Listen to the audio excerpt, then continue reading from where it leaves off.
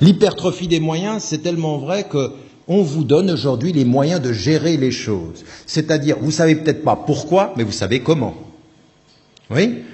Vous voulez que je vous donne un exemple? Vous savez peut-être pas pourquoi vous devez être un citoyen libre et vous devez vous engager dans la société. Mais on va vous dire comment garder une certaine autonomie dans la société, avoir un travail, avoir un salaire, faire comme tout le monde, là, paraître invisible. On vous dit le comment de la gestion de votre vie, non pas le pourquoi de la vie. Vous êtes des gestionnaires de moyens, parce qu'il y a une hypertrophie du moyen.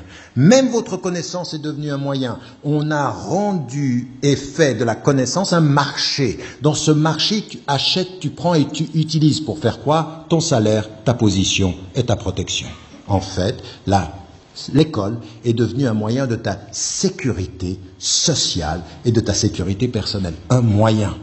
L'hypertrophie de ces moyens, ça permet, à partir d'un certain moment, de faire en sorte que vous puissiez vivre à peu près heureux. Vous avez des problèmes psychologiques, on va vous donner les moyens de vous en sortir. Vous avez des problèmes financiers, on va vous donner des moyens. On ne va pas vous poser la question, on ne veut pas que vous vous posiez la question de pourquoi le pouvoir, pourquoi l'économie, pourquoi les sciences. Non, comment tu gères ta vie dans l'ordre qui s'impose à toi. C'est-à-dire, disparaissent les questions du sens et des fins, colonise la question des moyens et de la gestion. Devenir des gestionnaires de nos vies dans un monde que nous ne gérons plus, que nous ne questionnons plus. Or, s'il y a une chose qui ébranle tout ça, c'est une chose. Une chose. Quand vous dites avec la foi, et ça c'est vrai pour les musulmans, et c'était vrai avant que pour les chrétiens, pour les juifs, même dans les traditions spirituelles, à partir du moment où vous impliquez, du point de vue musulman, à partir du moment où vous dites « La ilaha illallah », il n'est de Dieu que Dieu, vous avez ébranlé. Vous ne pouvez pas être dans l'ordre des moyens.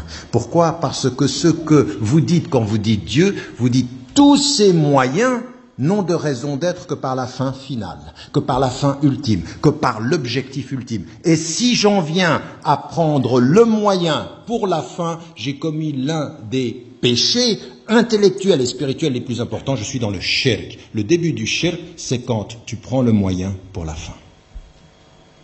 Une société qui te dit, et un ordre qui te dit, tu vas utiliser les moyens pour être bien, elle te dit que tu vas utiliser la gestion parce que tu ne sais plus questionner la destination.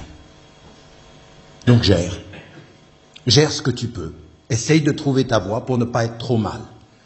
Or, nous ne pouvons être bien dans l'ordre fondamental que si nous savons où nous allons. À tel point que ça nous est rappelé dans chaque problème, à chaque difficulté, devant chaque réalité de la vie. Quand il est dit, nous sommes à Dieu et c'est à lui que nous retournons. C'est-à-dire que c'est la finalité qui va donner sens à tout. Oui, nous ne sommes pas des gestionnaires de la vie, nous questionnons la mort et nous donnons un sens à la vie. Nous ne gérons pas la vie pour oublier la mort, nous questionnons la mort pour donner sens à la vie. Nous nous rappelons de la mort. Vous savez, le prophète alayhi salam, ça c'est quand même une chose très très importante. Qu'est-ce qu'on nous donne comme moyen scientifiquement maintenant? D'éloigner la mort, de gérer les moyens d'une espèce de gestion de la santé qui nous ferait oublier le sens ultime qui va être la mort. Toutes les spiritualités, l'islam en particulier, vous dites mais non, mais ça c'est une erreur. Vous ne gérez pas la vie en essayant d'éviter la mort. Vous ne donnez de la dignité à votre vie que quand vous savez pourquoi vous allez mourir.